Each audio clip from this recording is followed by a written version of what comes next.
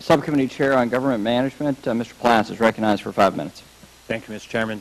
Appreciate you and Chairman Issa holding this hearing. Ms. Warren, appreciate your being here and your patience as all of us have the opportunity to interact with you and your past and current service to our fellow citizens.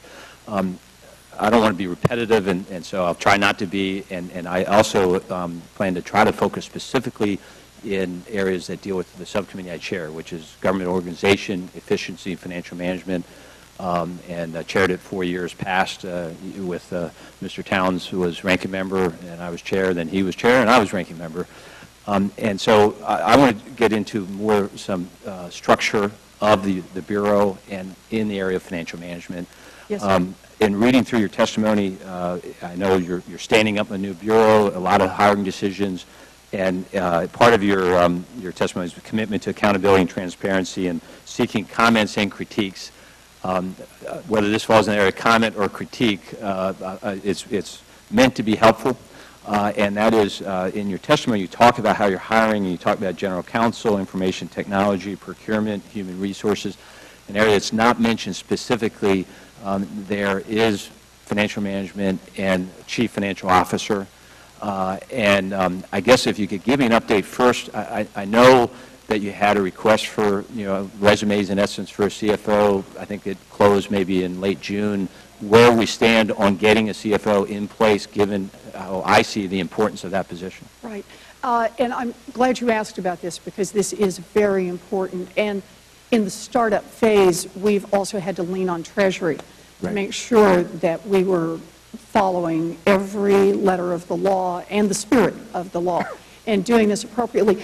Would you permit me the tiniest little diversion? You can stop me, obviously, at any second.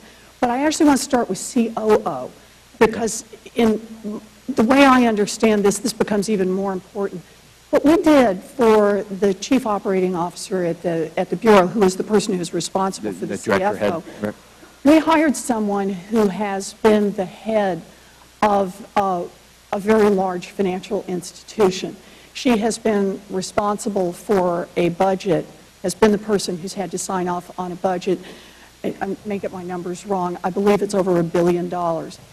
She has been responsible for the management of tens of thousands of people. We hired her. She had not had government experience. What she had had was private sector experience, and private sector experience in keeping up with every nickel and making sure it was well spent. We have an acting chief financial officer who has really been terrific and who has worked not only to make sure we have the appropriate internal procedures, but worked with Treasury and their existing officers, and I should say has worked with the Inspector General for Treasury and the Inspector General with the Fed, so that we were getting external review of how we were setting our procedures up. You're mentioning the COO is kind of in line with what I wanted to follow up in the, glad to hear the quality of the person in that position, and hopefully someone of equal caliber that will be in the CFO permanent position. Yes, sir.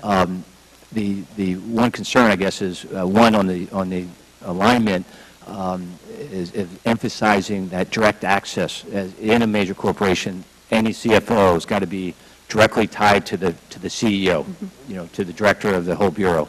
Is delineating within the organization that great, you have a good COO, but structurally make it clear that that CFO is directly, reporting, to the director because of the importance of financial management. I mean, we're talking hundreds of millions of tax dollars or fees and dollars ultimately that your bureau is going to be handling.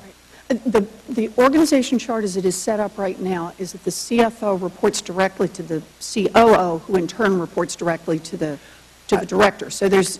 I would encourage, and when we set, it's because you're a new organization. When we set up the Department of Homeland Security under Secretary of Management, but we had a dual report where there was a CFO reporting there, but we also had it set up going directly so that it sent a message through the whole agency that CFO has direct access to the director, does go to the COO, but we want to make sure it's sending a message. And it does relate to the issue that I know I don't want to be repetitive, the budget justification issues. Sure. Another way you send a priority is how much is being allocated to the CFO's operation and internal control, and here at the base level, at the ground level, setting up really strong internal controls so that when you get into the audits by GAO, your financial reports. You're not playing catch-up because you didn't have good systems in place. I talk about internal controls over and over and over. So some suggestions in that area of financial management that I hope you'll take to heart as you move forward. So thank you, Mr. Chairman. Yield back. And I just want to, could I say thank you very much, Congressman? Thank you. Mr. Davis of Illinois for 5 minutes. Thank you very much, Mr. Chairman, and thank you, Professor Warren, for your service to the country, for your patience, and for being here with us this morning. When you appeared the last time, and let me just say that I believe that consumer protection, consumer education, is one of the most valuable functions that our government can perform for its citizens. And when you appeared here before us last time on May 24th, the title of the hearing was, "Who's Watching the Watchmen?" But I think a better question is, who is watching the banks? We certainly aren't. I wonder if the committee as a whole is ever going to watch the entities that have admitted that they need watching. This committee has now summoned you twice to appear before us. We've sent a massive document request seeking all manner of emails, reports, and other items. At the same time, we have not brought the mortgage services in even one time to answer for their conduct. We've asked J.P. Morgan that they be invited to testify, but the chairman did not agree to that request, nor has the committee made a single document request to a mortgage servicer the entire year. I won't ask you to weigh in on this, but it seems pretty obvious that our priorities are somewhat backwards. Here's what I will ask you about. On July the 11th, Newsweek published an article entitled, and I quote, "The Billion-Dollar Bank Heist." It notes that same financial institutions are spending vast amounts of time and money to impede the Dodd-Frank Act and the Consumer Bureau from becoming fully operational and effective. As a matter of fact, I will read from that article. It states that J.P. Morgan Chase is on track to spend $7 million this year on lobbying. And Wells Fargo, which spent $5 million last year, spent $1.9 million on lobbying in just the first quarter of this year. None of that includes the millions in campaign contributions the banks and trade associations are pouring into the coffers of those members of Congress who sit on the relevant committees responsible for financial reform, especially those willing to take on Dodd-Frank. End of the article. Professor Warren, these are the same two institutions that publicly admitted to wrongdoing in state and federal mortgage servicer investigations. Is that not correct? Yes, sir. As I understand it, J.P. Morgan admitted to overcharging thousands of active duty military personnel millions of dollars in fees and interest charges in violation of the Service Members Civil Relief Act. Is that correct? Yes, sir. And Wells Fargo admitted to flaws in 55,000 foreclosure proceedings. I guess my question is, do you think this kind of action and activity has anything to do with what has been their opposition to your agency becoming fully operational and carrying out its duties and functions? Congressman, it was a hard fight to get this agency passed into law. But I thought once it had passed and it had become the law, that this kind of fighting would be over, at least for a while, and we would have a chance to get on with protecting families. Obviously, I did not fully understand the politics of the situation. Well, let me just thank you again for your service, because I believe that this agency is designed to function in the public interest. and that you have demonstrated throughout your career that you are a public interest-oriented individual, and that's exactly what you will do. I thank you very much and appreciate your service. Thank you, Mr. Chairman. I yield back the balance of my time. Thank you, sir.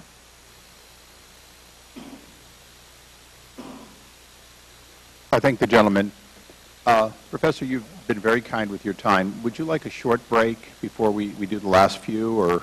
If we have a few more to go, could I just be excused for about 3 minutes? I absolutely will take a 5-minute recess. Thank you.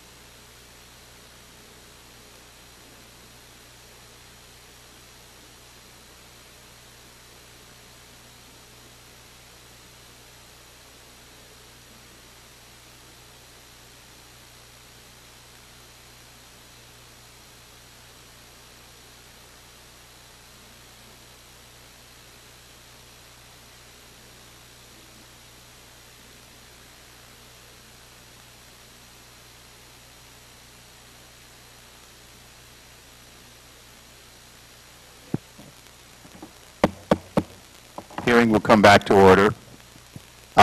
Professor Warren, we're down to just the last few. The ranking member and I have agreed that we will conclude by approximately 1 o'clock. You'll be dismissed, and then we'll talk about other matters. And I want to thank, that may be a very short, quick thank you goodbye. So I want to thank you in advance for your participation. I tried to let the clock run so that you get full answers. Hopefully I've never cut you off. This has been the kind of hearing, at least as to your participation, that we strive for, and we appreciate your being here. And with that, we recognize the gentleman from Florida, Mr. Mack, for his round of questioning. Thank you, Mr. Chairman, and I also want to thank you for being here and your testimony, not once, not twice, but a third time. And so I appreciate that very much. And I want to move into another area a little bit, and maybe you can help me understand a few things. And just to be clear, I oppose the legislation. I don't support the legislation. If my comments appear to some to be political in nature, it's because I don't trust what it is that we are doing. So just wanted to put that on the table on the outset. Let me ask you to start with this. Are you still actively campaigning for your preferred settlement? Congressman, you mean in the mortgage servicer, where the mortgage servicers? Yes. This is an effort that is led by the Department of Justice. No, but are you still actively campaigning for your preferred settlement? Am I still no, Congressman, but I'm not. I just want to be careful about the premise here. I'm not sure what kind of campaign I've ever had, but. Well, haven't you been? I mean, isn't there a preferred settlement option that you think is right, and haven't you been out kind of campaigning around the country for that? Around the country? Yeah, the country. On a settlement for mortgage servicers? No, sir, I don't okay, think so. So you haven't been campaigning for a preferred settlement? Look. Have you or haven't you?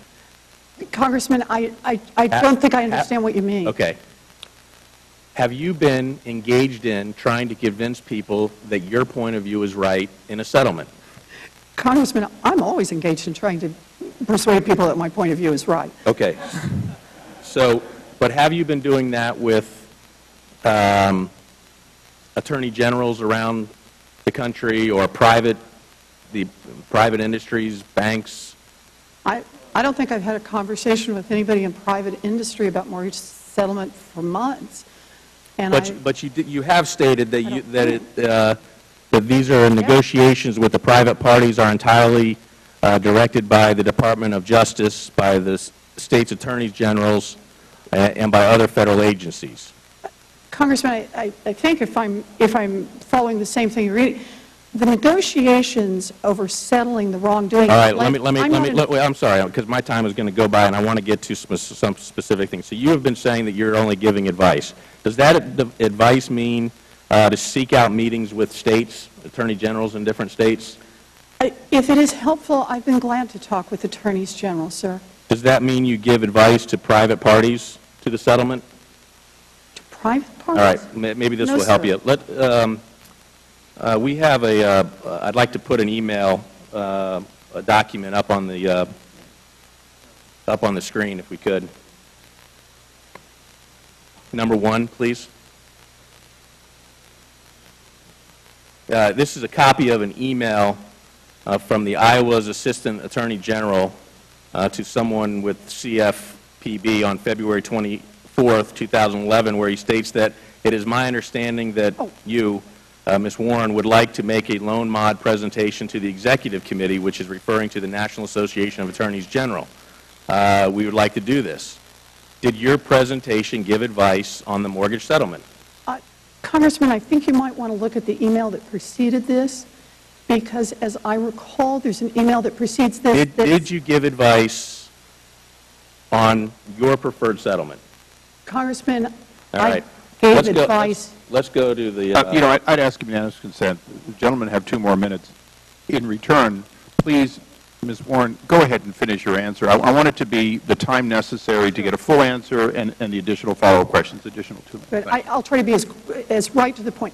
The first point is, I think this email says that I was soliciting to make a loan presentation, and since you had started your question there, I simply wanted to say, I think if you look at the earlier emails, there may have been some misunderstanding. I was asked by the Attorney General of Illinois, I think it was, to make this presentation. It was their idea. The second question about did I talk with the Attorney Generals and give them advice? Yes, I certainly did. Yes, sir. That you gave advice on your preferred settlement? Sir, I said things I thought were right. Yes, okay. But haven't you been saying that you haven't been participating or in these things? Hasn't your quote been that that you've been giving advice to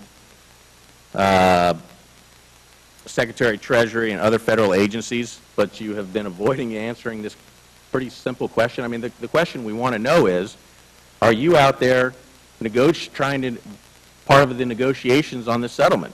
Congressman, on April 4th, I said we've provided advice to federal and state officials regarding a potential servicing settlement. In doing so, we have been an active participant in interagency discussions, sharing our analysis and recommendations in support of a resolution that would hold accountable any servicers who violated the law. It also says in this letter the consumer agency is not conducting settlement negotiations with mortgage servicers. Okay. Have you talked to any private servicers, private industry about the settlement? We have not engaged in negotiations with any of those who are alleged to have violated the law. Okay, let me ask you this. If we can put up document 4. And here's an email from the Chief Executive Officer of Wells Fargo to you on February 25th, 2011 with the subject mortgage. And he wrote to you, would you be interested in discussing what the press is reporting on speculated terms and conditions to settle the mortgage servicing issues? You replied later that day, I apologize for not getting back to you earlier, and then you gave him your cell phone number to call over the weekend. What did you and the CEO of Wells Fargo discuss about mortgage servicing issues? I started that conversation by saying that I am not able to negotiate or discuss the settlement negotiations with you in any way, shape, or form. And was that the end of the conversation? I am sorry, but I am not able to do that. That was the end of the conversation? Yes, sir, it was. And then the last document, if we can put up document 5. If the gentleman would make this his last question. This is my last question. Document 5, in an email to, I believe it's Mr. Date, the Associate Director of CFPB, to the Executive Vice President of P.J. Morgan Chase on February 24, 2011, with the subject Monday Agenda. And he wrote, given persistent rumors and headlines, I do not want this meeting to be construed as relating to any potential settlement discussions or regulatory enforcement actions. And I think that the meeting really has to be off the record. Why was Mr. Date so worried about the meeting being construed as relating to any potential settlement? Well, he wanted to make clear, as we have with all of the mortgage servicers whom we have spoken with them, that we are not engaged in any kind of settlement negotiations. As Mr. Date explained in his testimony, and I'm glad to explain, we've been receiving information and requests from people throughout the industry. We are standing up an agency and we are trying to understand how this industry works. But we have been completely unambiguous in telling participants we are not part of the settlement negotiations. So you still stand by the fact that you are not actively campaigning for your preferred settlement? Congressman, it's yes or no. Yes, you are, or no, you're not.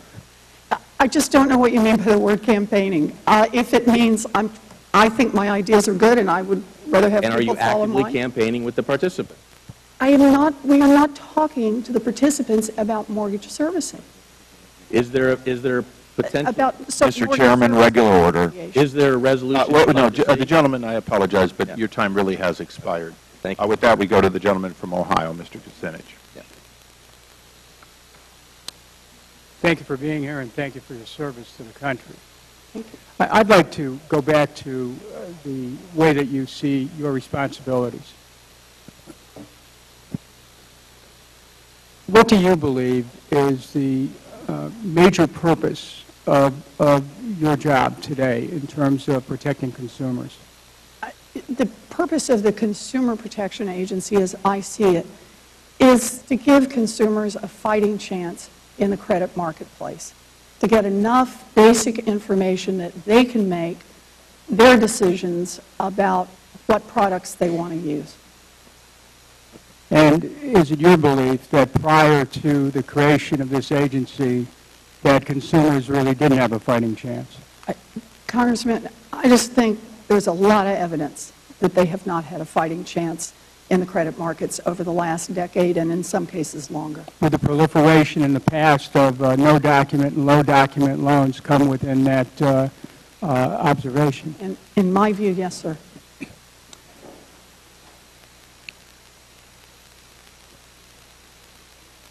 What is the area that you intend to focus on with respect to banking today? What are some of the most important consumer services you'd like to perform, A, and B, what do you say to the public about if they have a complaint, how do they get it to you? Yes, thank you, sir. The first one is really about enforcement of current laws. One part of the agency that I'm enormously excited about is that we will have bank supervision officers who will be in the banks, the 111 largest financial institutions in the country, very big financial institutions, checking to see if they are complying with current laws. This isn't about expanding the law. This is about taking the 19 federal statutes that are out there that are currently 7 different agencies, bits and pieces scattered around. It's to bring it to one place.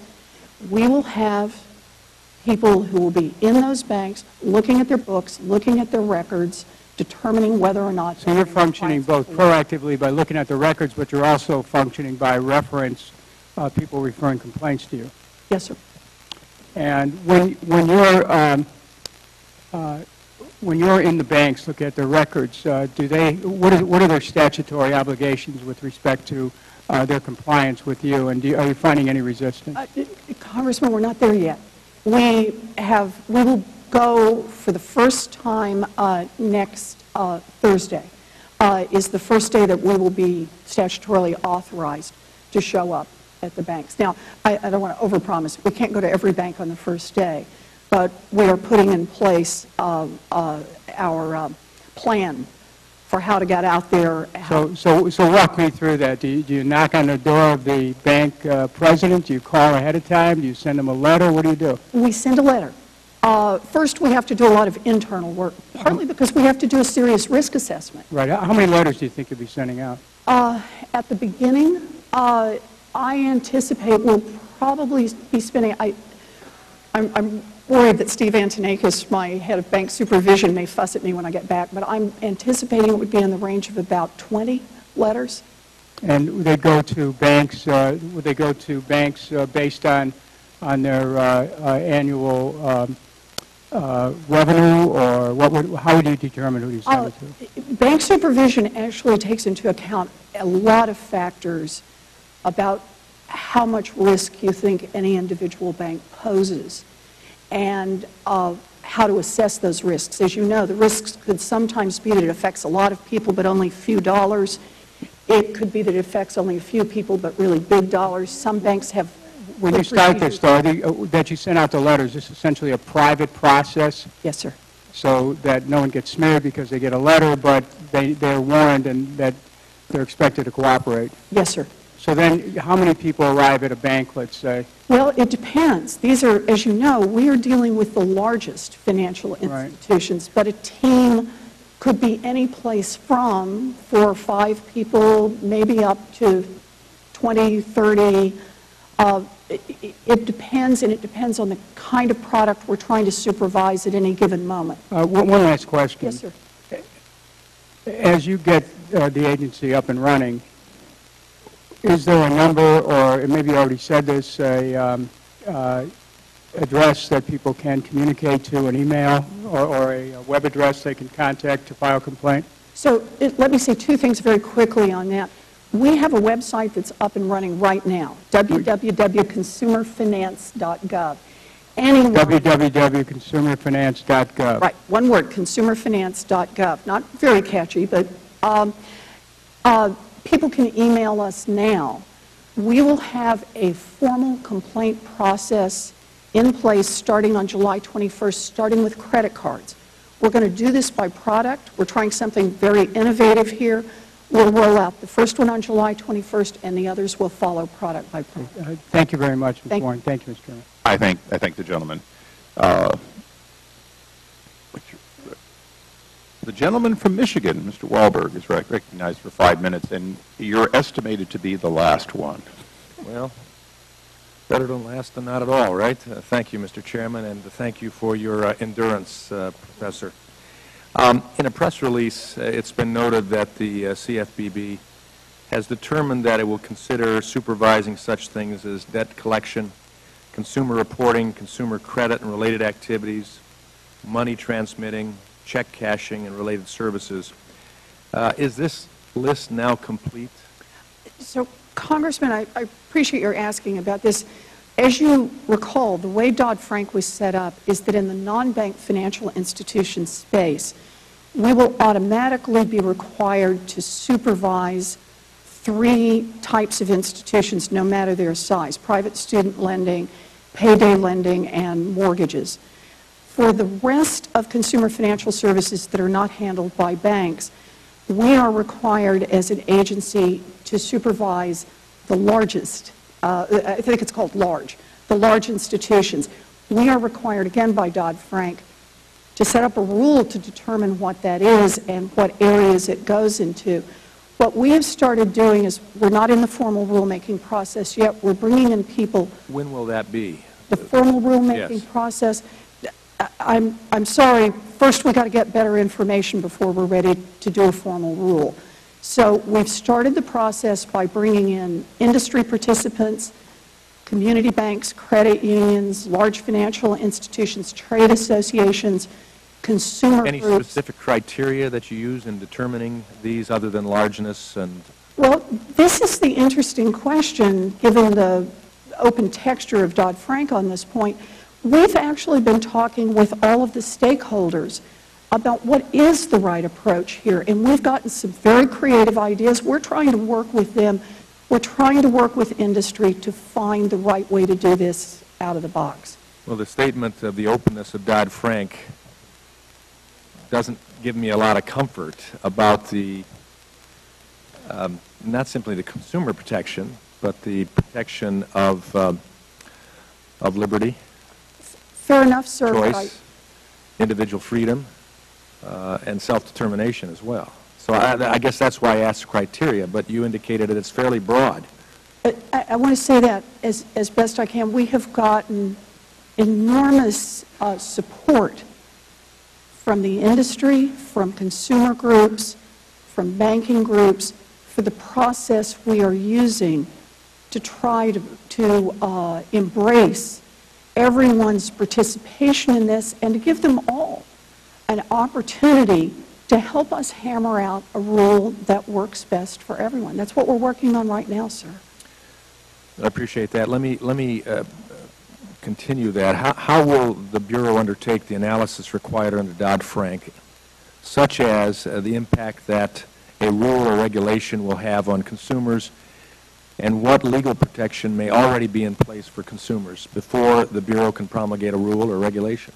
Well, I think the best way to say this is we are building a strong research function.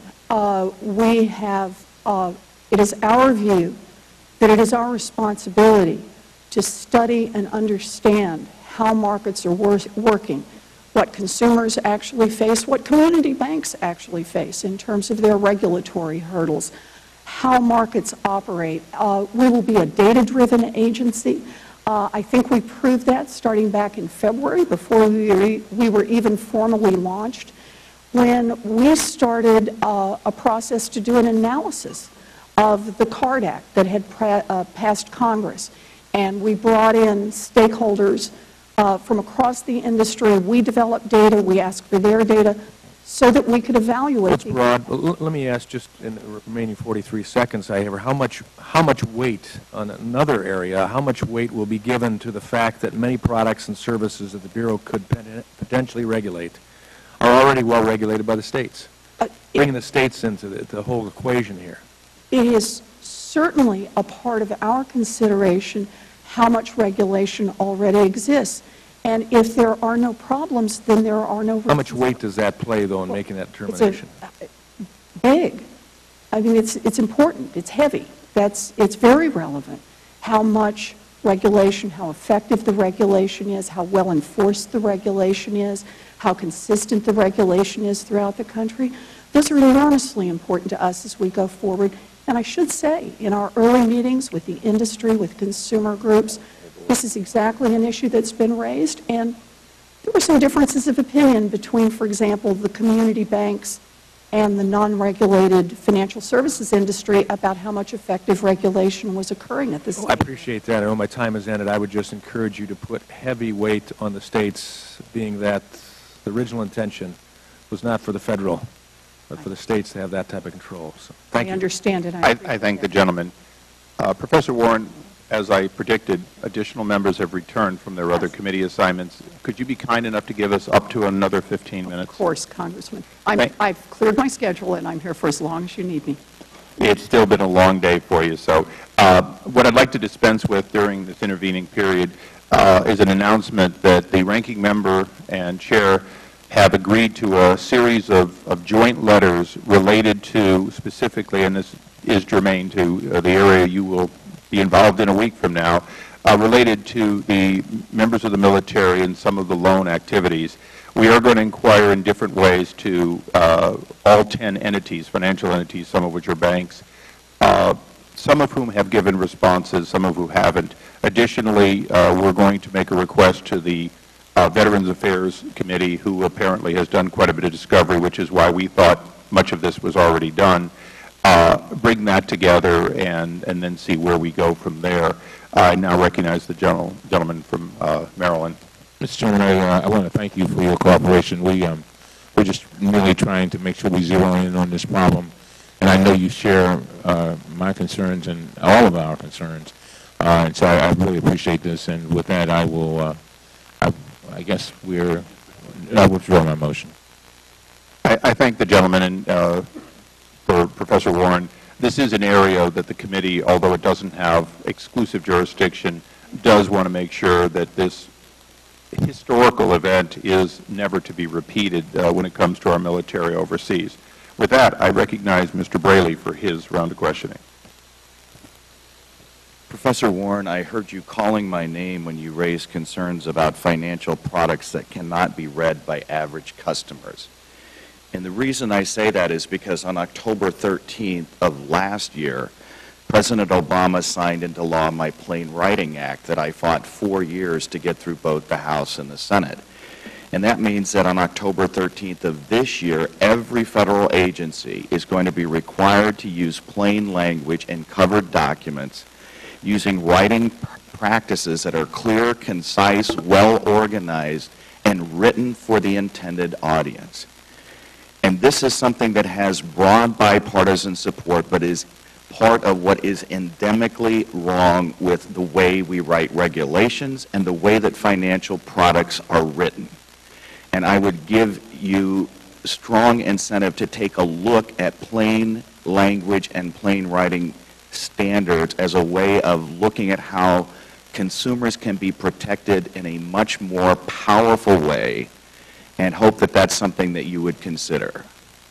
Congressman, could I just add, I've already looked, and I am a huge advocate of the notion not only that financial services companies ought to be required to write in plain language, but that the government itself should be as well. And I want to say, it's an uphill battle.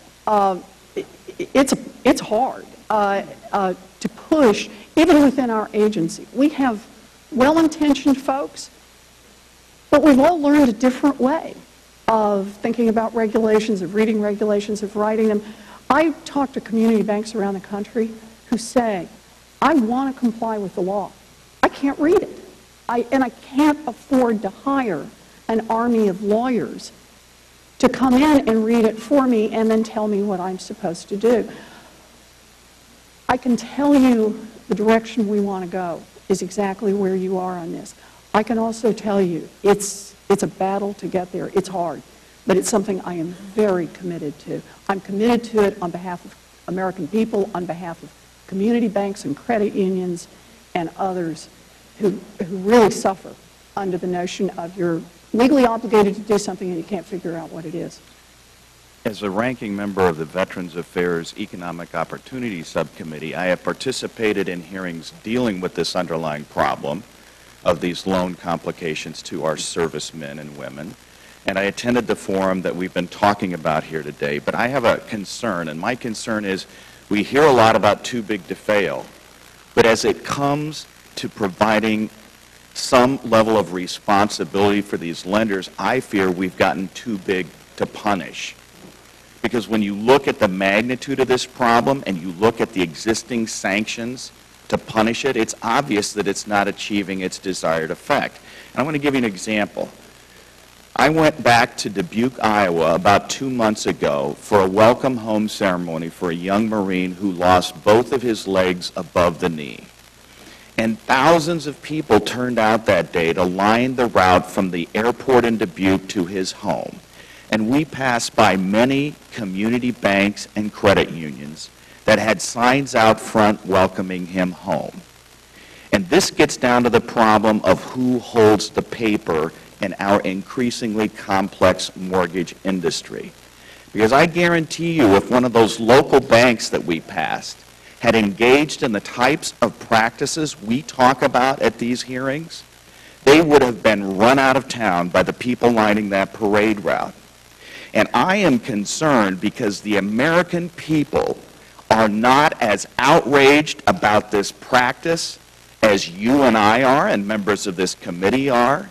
And it is an insult to the people who put their lives on the line every day that we allow this to continue while these institutions continue to profit.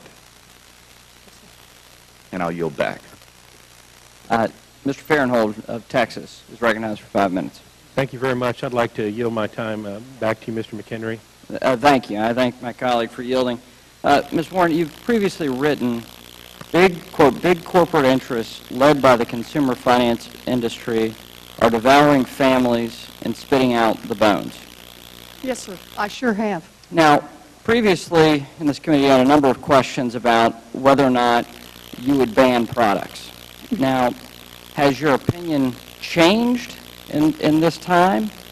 Because it seems like what your rhetoric was previously is that there are products that should be banned. No, Congressman. Let me see if I can say this more clearly. There are a lot of tools available to make markets work better for American families. It does not require, banning is not the only tool. In fact, it's probably not nearly the most effective tool. I think the best place to start in changing a world in which big corporate interests chew up American families and spit out the bones is to make prices clear, to make risks clear, to mow down fine print so people can make head-to-head comparisons looking at 3 or 4 credit cards, 3 or 4 mortgages. I believe in the power of individual Americans to be able to make good decisions, and I believe in the power of markets. But they don't work if people don't have good information. Okay, well, okay. And actually, I think you sound very similar to what I've said in financial services over and over and over again. And so I like what you just said. Is it your intention that the CFPB would not ban products? Or can you make some statement about intention? Because we have a lot of folks in the consumer finance industry and those that are accessing those products that have that concern about your bureau. And so if you can make some statement to that, I think that would be a positive in terms of certainty. That's not an intention you have. We have made all of our priorities clear, and we have no present intention to ban a product. But we are still learning about what's out there, and the world keeps changing, and new things keep developing out there. It is a tool in the toolbox, and that's where it should stay. Okay, so you still think that the ability to ban a product should be, should continue for the CFPB, that power should still reside with the CFPB? I think that Congress was smart when they put a lot of tools in the toolbox, and I think with the help of industry, with the help of consumer groups, with the help of good research, we are using those tools, or we are prepared to use those tools in very effective ways. So the shorter way to say that is yes, that you think that power should continue to reside. I'm sorry, sir. Okay, yeah. Okay, thank you. Thank you for your testimony. With that, Mr. Farrenhold, I yield my time back to you, and I think Mr. Genta has... I'll yield the remainder of my time to Mr. Genta. Thank you very much. Thank you, Mr. Chairman. I wanted to follow up on two specific items. Number one, an item that Ms. Burkle had been focusing on. I just want to make sure we were clear. She had talked about possible concerns about raising compliance costs. And I think you had said that your goal is to reduce compliance costs. Can you just affirm that the stated goal and the expectation is to reduce costs for credit to consumers? Our first item that we're working on out of the box is to reduce the costs for the credit issuers. Yes, sir. Okay. So if in the next year they come to Congress and say, look, that hasn't happened, the cost is going up, you would like to hear from us? Congressman, I suspect we'll hear from them even before you do. And then, secondly, you talked about greater disclosure rather, and this is an important point, greater disclosure rather than banning. I think you said earlier in your testimony today. You just said you believe in the power of markets. We need good information. I, too, share that belief with you and with the chair. But you also said banning should be a tool in the toolbox. Can you give me an idea of when you plan to take that tool out of the toolbox? Congressman, we don't have any present plans. I can't identify a specific product. But remember, this is an agency we're building over a very long arc. And it is an agency that is built in the aftermath of a consumer credit industry that went wild. We could sit here, they invented new products, new approaches, new ways to surprise people, to sell people products that the issuer knew was going to explode and never make that clear to the customer. Whether or not there will be a day when a creditor will figure out I can make a fast buck with something that is so lousy that the answer is it should actually be banned, that day could come. Okay. I thank you. I see the time has expired. Professor Warren, we're going to wrap this up. And if it's okay, I'd like the ranking member and I to have a few minutes with you afterwards. Additionally, I would ask at this time, would you be willing for those who kindly said they'll submit the questions for the record, would you be kind enough to answer them for the record? Of course, Mr. Chairman, we'd be delighted. With that, I recognize the ranking member. Thank you very much, Mr. Chairman. I'll be very brief. Ms. Warren, Professor Warren, I want to simply thank you. My mother used to say, thank you for all that you are, but also thank you all that you're not. When you were in Baltimore, you told the story about how you came up and that it wasn't easy and that you've never forgotten your own struggles. And then, in part, you were very fortunate to get a good education and to end up at Harvard. And I just want to thank you for never forgetting what you've been through so that you might use it as a passport to help other people. I've met a lot of people in my life and with a lot of passion. One of them was the President of Colombia, South America, Uribe. So much passion. And your passion is just phenomenal. But I also thank you for doing something else. I thank you for synchronizing your conscience with your conduct. And so I don't know, what your future may bring. But if it were to end today. The fact is that you've already had a tremendous impact on families and generations yet unborn. And I just want you, when you walk out here, to know that there are a whole lot of people who really, really appreciate you and what you stand for. And they are inspired by you. And that's why, you know, in Baltimore, people would, literally, we had to turn people away because they just wanted somebody to stand up for them. That's all they wanted. And you've taken on that role. I know it's not always been easy. I know it's been some difficult moments, but we thank you. And I'm so glad that we were able to have this hearing, because this is, like the chairman said, this is the kind of hearing that, you know, we should have, where you actually get a chance to answer the questions, to lay out your goals, where you are, what you're trying to do. But anyway, as I said before, we thank you. With that, the hearing stands adjourned.